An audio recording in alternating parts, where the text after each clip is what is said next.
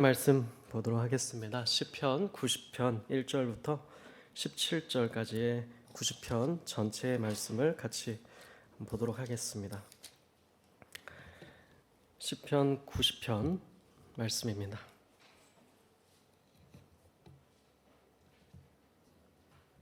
다 찾으셨으면 한 절씩 교독하도록 하겠습니다. 주여, 주는 대대에 우리의 거처가 되셨나이다.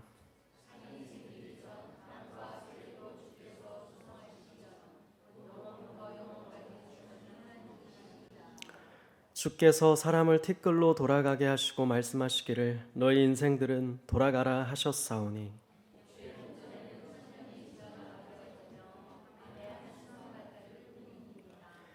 주께서 그들을 홍수처럼 쓸어 가시나이다. 그들은 잠깐 자는 것 같으며 아침에 돋는 풀 같으니이다.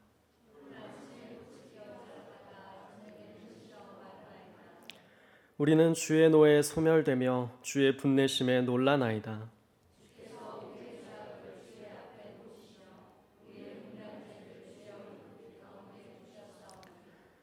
우리의 모든 날이 주의 분노 중에 지나가며 우리의 평생이 순식간에 다하였나이다.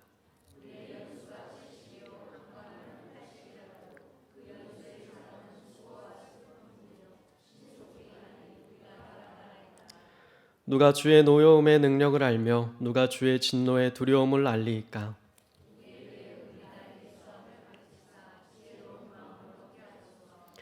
여호와여, 돌아오소서. 언제까지니까? 주의 종들을 불쌍히 여기소서.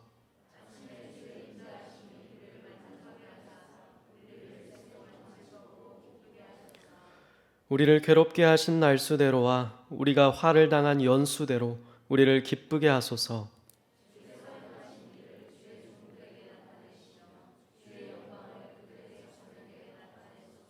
다 같이 주 우리 하나님의 은총을 우리에게 내리게 하사 우리의 손이 행한 일을 우리에게 견고하게 하소서. 우리의 손이 행한 일을 우리에게 견고하게 하소서. 아멘. 네, 오늘 모세의 기도라는 제목으로 시편 90편의 말씀을 함께 나누는 시간이 되기를 원합니다. 네, 지난주에는 사실 저희가 한 주 평소처럼 금요기도회의 시간을 이제 가졌었죠. 이제 한 주 저희가 이제 청년부 수련회를 앞두고 이제 다시 여름 사역의 끝자락에 서서 이제 청년부 수련회를 위한 청년부를 위한 이렇게 기도회로 오늘 이 시간에 이렇게 나아가게 됐는데요. 이번에 청년부 수련회에 이제 책자를 받으셨다면 아마 보실 수 있을 텐데 앞에 가운데 있는 것이 이제 제목입니다. 수련회의 제목이 이제 하나님의 부르심인데 주제 말씀과 살펴보는 본문은 출애굽기의 모세의 말씀으로 준비를 하고 있는 중에 있는데요.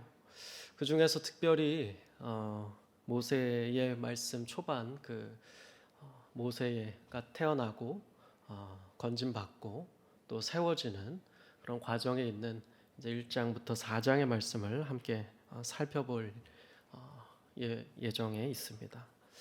그래서 저는 그 말씀들을 준비하면서 그러면 금요기도회를 준비하면은 어떤 이제 말씀이 좀 좋을까 좀 묵상하던 차에 참 전에 은혜롭게 읽고 또 들은 적이 있었던 이 모세의 기도, 여러분 성경에도 아마 똑같이 표현이 돼 있죠. 하나님의 사람 모세의 기도라는 표제가 달린 시편 90편의 말씀이 그냥 문득 지난주에 좀 생각이 났던 것 같습니다. 그래서 이 말씀으로 마침 또 저희가 기도의 시간이고 하니까 시편에 이 모세의 기도라는 타이틀이 붙인 말씀을 나누면 참 좋지 않을까 생각을 하고 준비를 하게 되었습니다.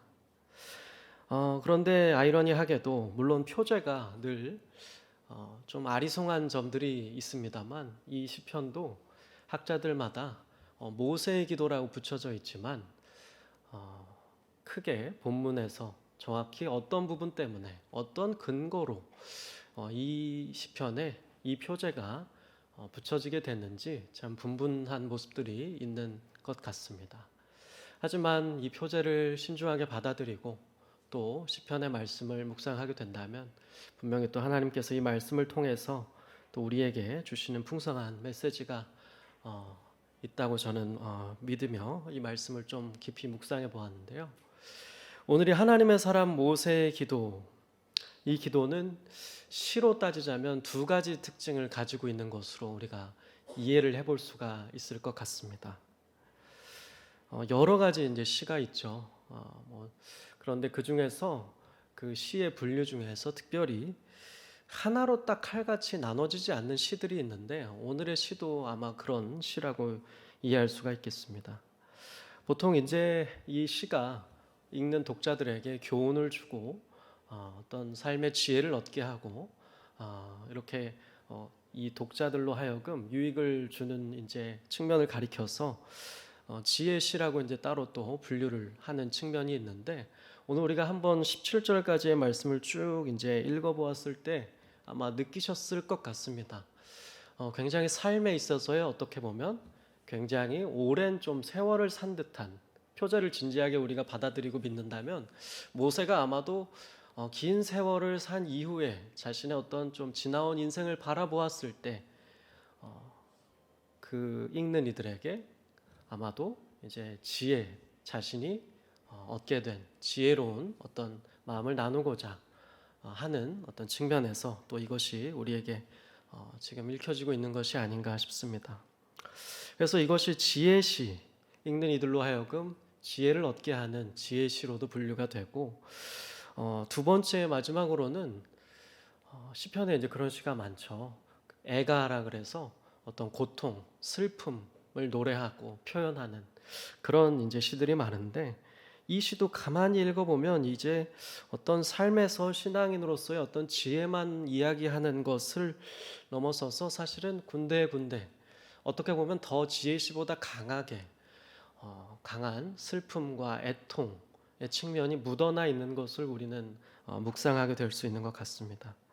그래서 어떤 한 학자는 이것을 애가의 지혜시다라고 할 정도로 이것은 애가의 측면도 있고 지혜시의 측면도 있다. 지혜시의 측면도 있고 애가의 측면도 있다라고 정의를 하곤 합니다. 정말로 오늘의 말씀을 통해서 이것이 이제 삶의 끝자락에서 어떤 한 성경의 인물 모세가 이 하나님에게 드렸던 이 기도의 말씀을 통해서 우리도 이 금요기도의 시간에 지혜를 얻을 수 있었으면 좋겠고요. 이 지혜를 바탕으로 우리 또한 이 믿음의 선배의 뒤를 따라서 기도, 진실한 하나님 앞에 깊은 기도의 시간으로 나아갈 수 있는 오늘이 되었으면 좋겠습니다. 이 시편의 말씀, 성경의 말씀들을 가만히 들여다보게 되면 그것이 시가서 또는 지혜 문학이라고 불리는데 정말 우리 삶에 있어서 어떻게 신앙생활을 해나가야 하는가, 어떻게 우리가 이 고군분투하며 살아가는 이 참 치열한 삶의 현장에서 우리가 지혜롭게 하나님의 사람으로 살아갈 수 있을까를 가르쳐주는 것을 알 수가 있는데 이러한 말씀을 통해서 우리는 실로 기도함에 있어서 지혜를 얻게 된다는 사실을 저는 오늘의 말씀을 통해서 다시금 깊이 확인하고 좀 묵상하게 되었습니다. 그래서 저는 아마도 이런 그림을 그려보았습니다.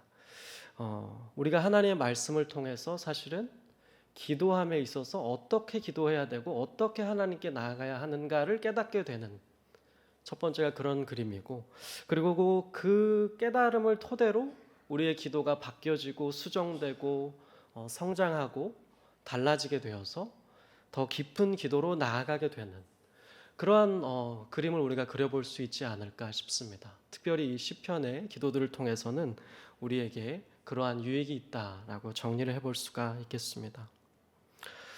오늘의 말씀 이 모세의 기도, 이 기도의 말씀을 한번 몇 단락으로 나누어 보면서 한번 말씀을 자세히 살펴보도록 하겠는데요. 먼저는 1절과 2절을 한번 주목해 볼 수가 있겠습니다. 이것이 하나로 묶이면서 우리의 하나님은 어떤 분이신가에 대해서 이야기하고 있습니다. 우리의 하나님은 어떤 분이신가? 1절과 2절이 어떻게 설명을 하고 있습니까? 주여, 주 여호와 하나님 주는 대대에 우리의 거처가 되셨나이다. 거처, 우리가 거할 자리, 보금자리가 되셨습니다. 이렇게 고백을 하고 있습니다. 그리고 어떤 창세전에 그 창조주 하나님을 이야기하죠. 2절에 산이 생기기 전부터 땅과 세계도 주께서 조성하시기 전, 곧 영원부터 영원까지 영원히 주님은 하나님이십니다 라고 고백을 합니다. 이 시인은 바로 주님을 우리의 거처, 우리의 보금자리가 되시는 주님으로, 또 창조주 하나님으로서 영원 전부터 영원 후까지 영원토록 우리의 하나님이심을 고백을 하고 있습니다. 아마 모세가 그 민족, 자신을 부르신 그 민족의 하나님을 이렇게 표현하는 것이라고 우리가 연관해서 이해해 볼 수가 있을 것입니다. 즉 오늘날 우리가 성경 말씀을 통해서 만나는 우리에게는 역시나 동일한 고백이 될 수 있겠습니다. 주님이 우리의 거처가 되시죠. 주님이 우리의 보금자리가 되시죠. 주님이 우리의 피난처가 되시죠. 주님이 우리의 피할 곳이 되십니다. 그리고 그 주님, 그 창조주 하나님, 그리고 우리를 부르신 그 구속자 하나님은 바로 영원토록 우리 하나님이십니다. 여러분에게 이 고백으로 이 기도의 시간에 먼저 나아가는 은혜가 있었으면 좋겠습니다. 그 하나님, 바로 이 하나님이 누구신가? 이스라엘 민족을 이끌었던 모세가 고백한 이후에 3절부터 쭉 내려오셔서 11절까지를 한번 묶을 수가 있겠습니다. 이것은 어떻게 좀 정리를 해볼 수가 있을까? 바로 우리는 누구인가입니다. 1절과 2절은 우리가 섬기고 우리를 부르시고 이 온 세상을 만드신 그 하나님은 누구신가를 고백했다면 3절부터 11절, 이제 12절에서 시가 또 한번 좀 크게 방향성에 또 깊이 들어가게 되는데요. 그 전에 11절까지 어떤 내용을 말하고 있는지 한번 보시기 바랍니다. 바로 우리는 누구인가? 이 세상을 만드신 그 하나님께서, 우리를 지으시고 부르신 그 하나님께서 과연 창조하신 우리 사람은, 우리 인간은 누구인가? 어떠한 존재인가를 소위 그 지혜자라고 할 수 있는 모세, 이 시인, 이 저자는 이야기하고 있습니다. 먼저는 마치 모세오경의 성경의 첫 번째 책인 창세기의 말씀을 떠올리게 하는 3절의 말씀이 인상 깊게 우리에게 다가오죠. 사람을 티끌로 돌아가게 하시고 말씀하시기를 너희 인생들은 돌아가라 라고 하셨다. 창세기의 말씀에 우리가 잘 알고 있죠. 창세기의 말씀에 인간이 3장에서 타락을 하죠. 그러고 나서 했던 3장 후반부에 나오는 유명한 말씀이 너는 흙이니 흙으로 돌아갈지니라. 인간에게 정해진 운명 같은 것이죠. 누구나 흙으로 돌아가야 된다. 3절에 아마 그것을 염두에 둔 표현이라고 할 수 있을 것입니다. 주께서 사람을 티끌로 돌아가게 하신다. 주께서 말씀하시기를 너희 인생들은, 너희 사람들은, 너희 인간들은 돌아가야 된다라고 하셨음을 인지하며 이 시인은 고백하고 있는 것입니다. 한마디로 우리가 이만큼 연약하고 창조주 하나님과는 다른 정말 한계가 있는 유한한 존재임을 이야기하고 있는 것입니다. 사실 창세기에서도 그렇죠. 우리 인간이 좀 하나님을 떠나서는 한 줌의 흙에 불과한 존재임을 우리는 창세기의 말씀을 볼 때 늘 좀 느낄 수가 있게 됩니다. 여기서도 그 메시지가 하나의 시의 구절로서 잘 표현되고 있는 것 같습니다. 그 이후에 창조주 하나님 앞에 자신을 세우는 사람만이, 그 창조 앞에, 그 창조주 하나님 앞에 자신을 세워본 사람만이, 그 창조주 하나님을 믿고 알고 인지하는 사람만이 고백할 수 있는, 고백할 수밖에 없는 그런 고백이 등장하고 있습니다.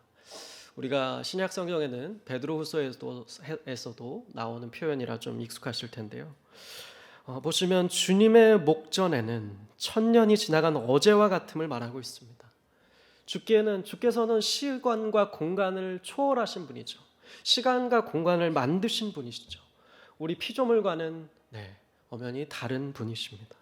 그분께는 청년이 지나간 어제와 같다.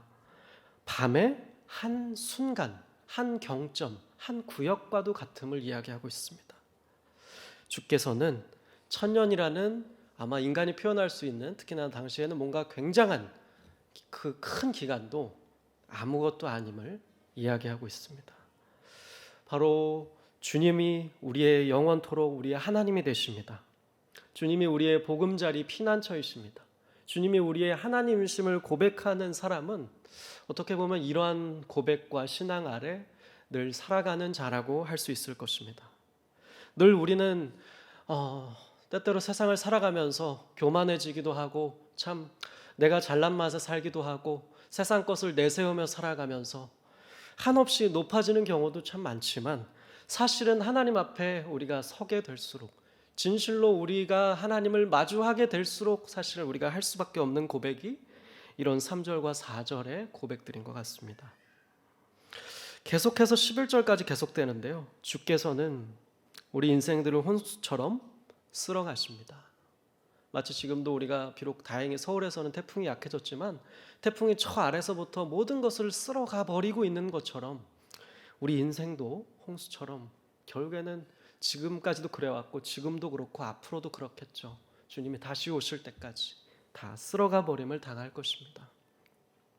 우리는 잠깐 자는 것 같고 또 다음에 나오는 비유가 어떤 것이 등장합니까? 성경의 유명한 또 비유죠. 풀과 같다. 아침에 돋는 풀과 같다. 6절에도 그것이 반복되는데요. 풀은 아침에 꽃이 피어 자라나가다가 친절한 시인이죠. 설명을 해주고 있습니다.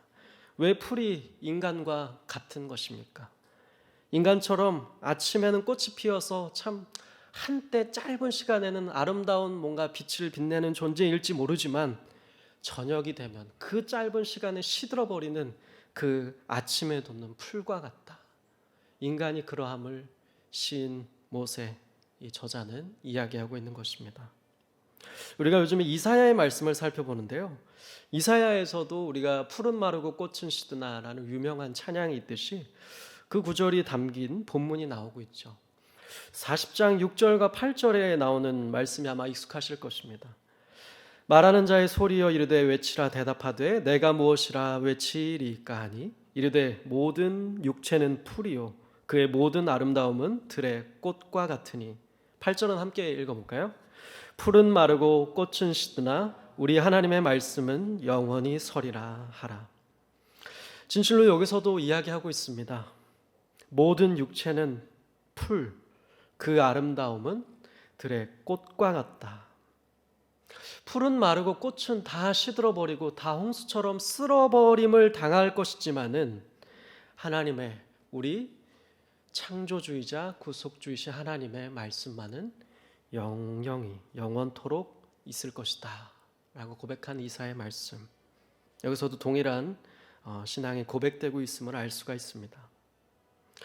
그러고서 11절까지가 하나로 묶일 수 있다고 말씀을 드렸는데 하나님이 누구신가 우리는 누구인가에서 인간 하면은 여러분 빼놓을 수 없는 인간의 사실 모든 이 세상의 고통의 원인이라고 할 수 있겠죠. 바로 죄, 그것으로 인한 하나님의 분노, 심판이 등장하고 있습니다. 아마도 모세의 경우 우리가 모세 오경의 역사를 생각해 볼 때 저는 두 가지를 떠올려 볼 수 있지 않을까 싶습니다. 하나는 이스라엘이 크게 황금 송아지를 만들고 범죄했던 사건 또는 그 광야를 40년이나 헤맸던 그들의 어떤 불평과 원망과 불신앙으로 인해서 헤맸던 그러한 순간들, 그것들을 이 본문들이 좀 오버랩 시키는 것 같은데요. 보시게 되면 7절부터 새로운 단어가 이제 등장하는 것을 볼 수가 있습니다. 주의 분노가 나오고 있습니다. 우리는 그 주님의 분노에 소멸되는 존재이다.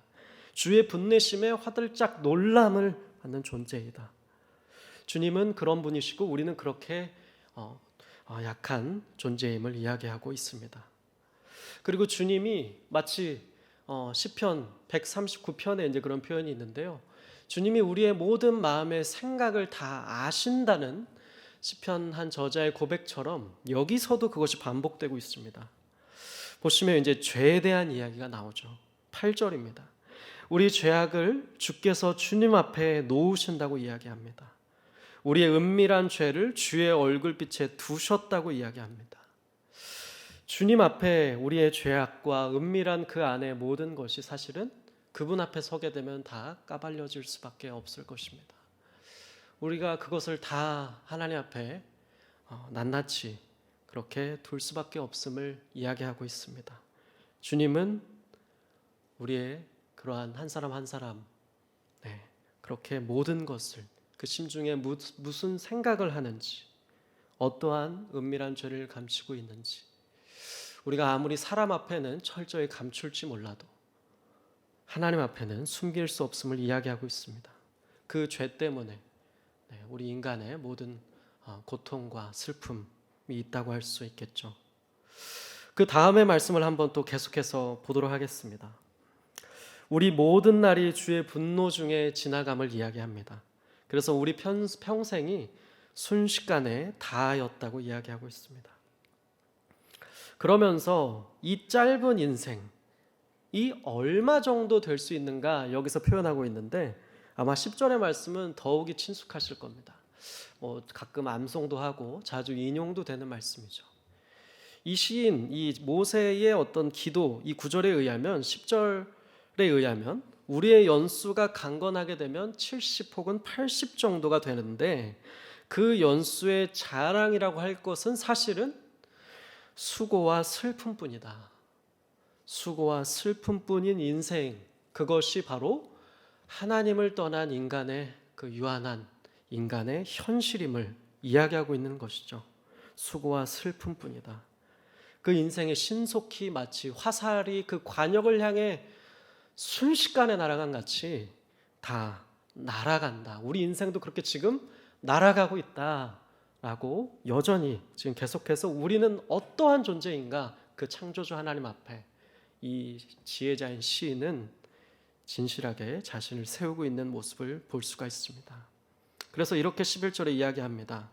주의 노여움의 능력을 누가 알겠는가? 주의 진노의 두려움을 누가 알겠는가?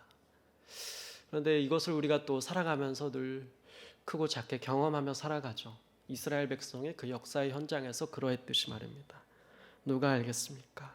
누가 알겠습니까? 그러면서 12절에 이 시에 이제는 1절부터 11절까지 없는 표현이 하나 있었는데, 하나님의 사람 모세라고 하는데, 모세가 하나님께 어떤 분인지 고백하고 우리가 어떤 인간인지 고백을 하는데, 기도라 하면 사실은 여러분 어떤 이야기를 제일 먼저 할 수 있을 거냐면, 하나님 앞에 나의 무언가를 어찌됐든 구하는, 무언가를 주십시오. 나의 이런 환난, 원수의 어떤 계획, 어떤 이 어려움, 이 질병에서 벗어나게 해주십시오. 주십시오, 주십시오, 주십시오를 할 수 있을 텐데, 이 앞에서는 그러한 고백 이전에 바로 먼저 하나님이 누구신가, 우리의 하나님이 누구신가, 그러면 우리는 또 누구인가를 고백했던 것입니다. 그러면서 그러한 어떻게 보면 삶의 신앙의 지혜를 바탕으로 해서 이제 보시면 12절 이후에는 하나님께 간구하는, 이런 것을 좀 주십시오, 이렇게 해 주십시오, 주십시오, 주십시오 하나님, 이렇게 반복되는 모습을 우리가 볼 수 있습니다. 우리도 1절부터의 그 계속되는 이러한 신앙의 지혜를 하나님께서 이 시간 갖게 하시고 깨닫게 하셔서 오늘 지금 우리가 이제 살펴보게 되는 11절부터 17절의 간구를 하나님 앞에 진실히 올려드릴 수 있게 되기를 축복합니다. 보시게 되면 이제 12절의 말씀부터 남은 말씀들을 한번 보겠습니다. 12절이 저는 오늘 말씀에서 제일 중요하다고 생각이 듭니다. 오늘 말씀이 어떻게 보면 한 단계 더 깊은 기도의 차원으로 들어가게 만드는 말씀이죠. 그런 의미에서 12절의 말씀을 같이 한번 읽어보면 좋겠습니다. 시작. 우리에게 우리 날 계수함을 가르치사 지혜로운 마음을 얻게 하소서. 이 시인 모세, 이 저자는 이렇게 이야기합니다. 그리하여서 어떻게 이야기하는가? 하나님, 간구합니다. 우리에게 우리 날 계수함을 가르쳐 주십시오. 우리에게 우리 날을 잘 세는 법을, 셈의 법을 가르쳐 주십시오. 그래서 지혜로운 마음을 얻게 해 주십시오. 어떻게 보면 이 지혜로운 마음은 1절부터 11절까지의 시인의 어떤 표현 속에 다 담겨져 있다고도 할 수 있을 것입니다. 이처럼 우리가 얼마나 하나님은 어떤 분이며 하나님 앞에 우리는 얼마나 작은 존재인지 깨닫게 하셔서 우리에게 우리 날 계수함을 알게 해주십시오. 하나님 이것을 허락해 주십시오. 우리 날 계수함을 가르쳐 주십시오. 그래서 지혜로운 마음을 얻게 해주십시오 라고 고백하고 있습니다. 우리에게 오늘 기도의 자리에 나오신 여러분, 이 지혜로운 마음이 여러분 가운데 있는지 한번 물어보게 되고 또 이 기도의 시간 같이 간구하게 되는 귀한 제목이 되었으면 좋겠습니다. 지혜로운 마음을 얻게 되는, 그래야 해서 지혜로운 기도를 할 수 있게 되는 저 여러분이 되었으면 좋겠습니다. 우리에게 이 날 계수함을, 지혜로운 마음을 얻게 하소서. 그래서 우리 총신에서 오랫동안 또 시편을 가르쳤던 큰 또 주석을 냈던 김종우 교수님이라는 분을 이 대목을 굉장히 독특하게 바라보시면서 시편에서 이런 기도를 한 곳은, 이런 종류의 기도가 나오는 곳은 여기가 유일하다. 지혜도 아니고 참 이 날 계수함을 이야기하면서 지혜로운 마음을 얻게 해달라는 간구는 참으로 시편에서 볼 수가 없는, 이곳만이 유일한 기도라고 이야기를 하고 있습니다.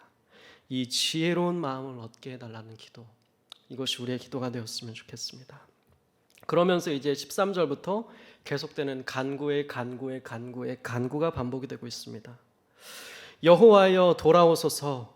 여호와 하나님께서 이제는 우리가 어떻게 보면 우리의 죄로 인해서 하나님의 진노 때문에 떠나가신 그 여호와 하나님께서 이제 돌아오셔야 함을 이야기하고 있습니다. 하나님 돌아와 주십시오라고 이야기하고 있습니다. 여호와여 돌아오소서. 이것이 시인의 간절한 애통에 담긴 간구처럼 느껴집니다. 여호와 하나님 우리에게 돌아와 주십시오. 우리에게 여호와 하나님이 필요합니다. 여호와 하나님을 원한다는 기도를 하고 있습니다. 우리가 드릴 수 있는 최고의 기도 중에 하나이지 않을까 싶습니다. 언제까지니까 주의 종들을 불쌍히 여겨 주십시오. 시인은 이렇게 기도합니다. 또 이렇게 기도합니다. 주의 인자하심을 베푸시기를 기도합니다. 주의 인자하심, 그 신실한 하나님의 변함없는 사랑을 베풀어 주시기를 기도합니다. 그 인자하심으로 우리의 마음을 만족하게 하시기를, 그 인자하심으로 우리 인생 가운데 부어주시기를, 그 허무한 우리의 무엇으로도 채울 수 없는 그 인생 가운데 주의 인자하심을 구하고 있습니다. 그리하여서 수고와 슬픔뿐인 우리 일생을 즐겁고 기쁘게 해주십시오. 그 말은 다시 말하면 주의 인자하심만이 우리에게 즐거움과 기쁨을 줄 수 있음을 고백하는 것이겠죠. 주의 인자하심을 구합니다. 그리고 또 무엇을 구하고 있습니까? 15절이죠. 여기서 시인의 지혜로운 셈법이 나타나고 있다고 보여지는데요. 보시면 하나님, 우리가 괴롭게 한 날 그 수대로 이제는 하나님 우리에게 무엇을 허락해 주시기를 구하고 있습니까? 기쁨을 허락해 주십시오. 우리가 괴롭게 한 날을 하나님 셈하셔서, 그리고 우리가 화를 당한 그 연수를 셈하셔서 그만큼 우리에게 이제는 여호와 하나님 돌아오셔서 그것을 계수하셔서 우리에게 진실한 하나님이 주시는 기쁨을 허락해 주십시오. 이렇게 기도하고 있습니다. 그리고 또 무엇이라 기도합니까? 주께서 행하신 일, 그 구원의 역사, 그 하나님의 도우심을 주의 종들에게, 그 영광을 주의 종들의 그 자손에게 허락해 주시기를 간구하고 있습니다. 주님의 구원, 주님의 영광이 자신과 자신의 후손들에게까지 계속되기도 나아가 구하고 있는 모습을 볼 수가 있습니다. 마지막 간구입니다. 우리 17절 마지막 말씀도 함께 마지막으로 같이 합독해 보도록 하겠습니다. 시작. 주 우리 하나님의 은총을 우리에게 내리사 우리의 손이 행한 일을 우리에게 견고하게 하소서. 우리의 손이 행한 일을 견고하게 하소서. 하나님의 은총만이 우리에게 견고한 삶, 든든한 흔들리지 않는 삶이 됨을 이야기하고 있는 것이죠. 주 우리 하나님, 우리에게 은총을 허락해 주십시오. 우리에게 은혜를 허락해 주십시오. 하나님의 은혜를 주셔서 우리의 흔들리는 삶, 수고와 슬픔뿐인 삶, 그 삶이 견고하게 해 주십시오. 우리가 행하는 것들이 다 잘 이루어질 수 있도록 하나님 안에서 견고하게 세워지는 삶이 되게 해 주십시오 라고 기도하는 시인의 모습을 볼 수가 있습니다. 저는 오늘 이 말씀을 돌아보면서 열왕기상 3장 9절에 나오는 솔로몬을 마지막으로 나누면서 오늘의 말씀을 마무리 하려고 이제 합니다. 이 말씀 먼저 한번 같이 읽어볼까요? 아마 누구나 다 또 아시는 말씀일 텐데 이렇게 되어 있습니다. 누가 주의 이 많은 백성을 재판할 수 있사오리이까? 듣는 마음을 종에게 주사 주의 백성을 재판하여 선악을 분별하게 하옵소서. 네, 바로 솔로몬이 했던 기도가 생각이 났습니다. 솔로몬도 이 모세처럼 하나님께서 내가 무엇이든지 구하라, 내가 너를 위해서 무엇을 줄까, 무엇을 줄고 물었을 때 바로 그 물음 앞에 이렇게 대답했습니다. 네, 지혜를 구했던 것이죠. 듣는 마음을 주십시오. 왜 듣는 마음을 구하는가? 하나님께서 지금 다윗이라는 큰 인물 뒤에 이 솔로몬을 세우셨습니다. 내가 이 수많은 하나님의 나라, 이 하나님의 백성을 잘 다스리고 이끌어가고 그들을 잘 재판할 수 있는, 그래서 선악을 잘 분별해서 이들을 하나님의 귀한 백성으로 잘 지도할 수 있는 그런 듣는 마음, 지혜를 주시기를 하나님 앞에 구했던 것을 우리는 알고 있습니다. 솔로몬은 이처럼, 그리고 우리가 오늘 살펴보는 시편 90편 모세처럼 자신에게 무엇이 진정 있어야 하는지, 무엇이 진정 자신에게 필요한 기도의 제목인지를 알고 있었던 지혜로운 지혜자였던 것을 알 수가 있습니다. 오늘 우리는 무엇을 위해서 기도하고 계십니까? 무엇을 위해서 기도하다 오셨습니까? 무엇을 바라고 계십니까?